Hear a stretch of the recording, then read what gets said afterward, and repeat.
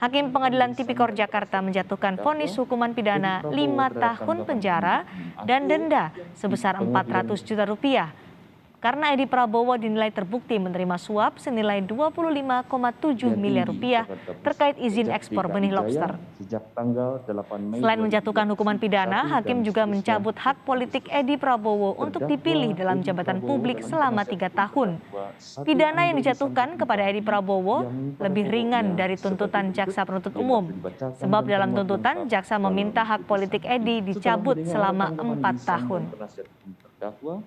Edi Prabowo menyatakan terdakwa Edi Prabowo terbukti secara sah dan meyakinkan bersalah melakukan tindak pidana korupsi yang dilakukan secara bersama-sama sebagaimana dalam dakwaan alternatif pertama. 2. Menjatuhkan pidana kepada terdakwa dengan pidana penjara selama 5 tahun dan denda sejumlah 400 juta rupiah. Dengan ketentuan apabila denda tersebut tidak dibayar, diganti dengan pidana kurungan selama 6 bulan.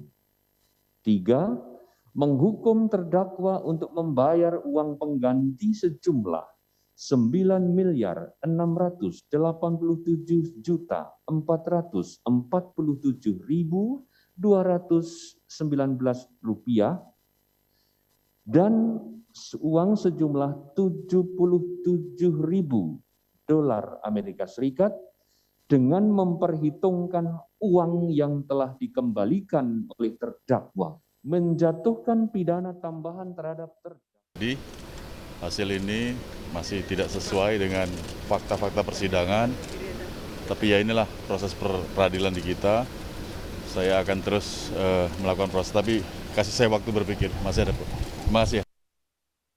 Lebih lengkapnya kita tergabung dengan jurnalis Kompas TV Audrey Chandra langsung dari Pengadilan Tindak Pidana Korupsi Jakarta. Audrey, apa yang menjadi pertimbangan dari majelis hakim dengan menjatuhkan hukuman penjara 5 tahun dan juga dicabut hak politiknya selama 3 tahun kepada Edi Prabowo? Ada pertimbangan yang meringankan dan juga memberatkan bagi Edi Prabowo, mantan Menteri Kelautan dan Perikanan, Sidi dan juga saudara. Hal yang meringankan misalnya yang pertama, Edi dinilai berlaku sopan selama persidangan berlangsung.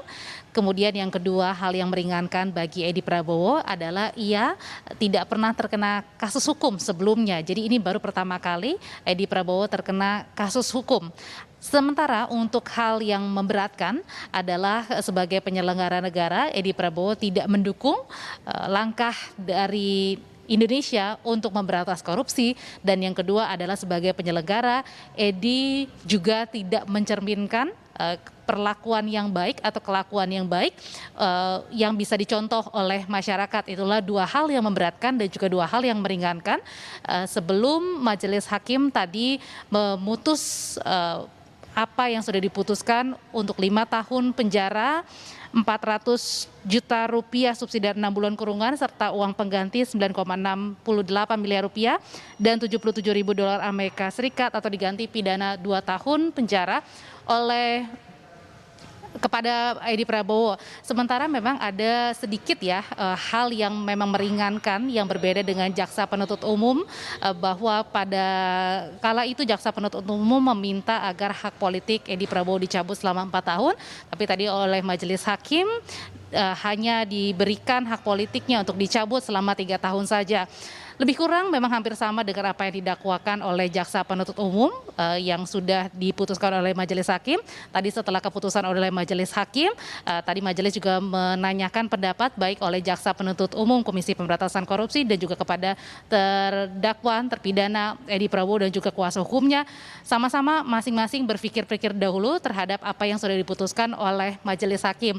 Memang kasus ini tentu membuat kaget ya pada saat terjadi beberapa waktu yang lalu, tepatnya di akhir tahun 2020.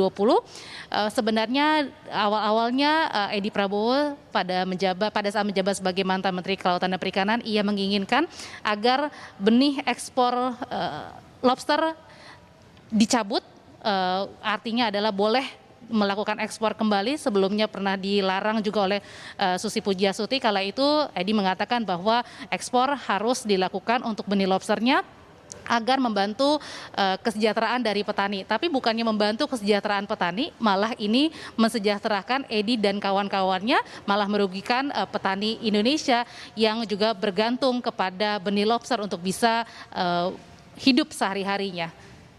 Dari Pengadilan Tindak Pidana Korupsi Jakarta, kita kembalikan ke studio terlebih dahulu, Cindy. Baik, terima kasih Audrey Chandra melaporkan langsung dari Pengadilan Tindak Pidana Korupsi Jakarta.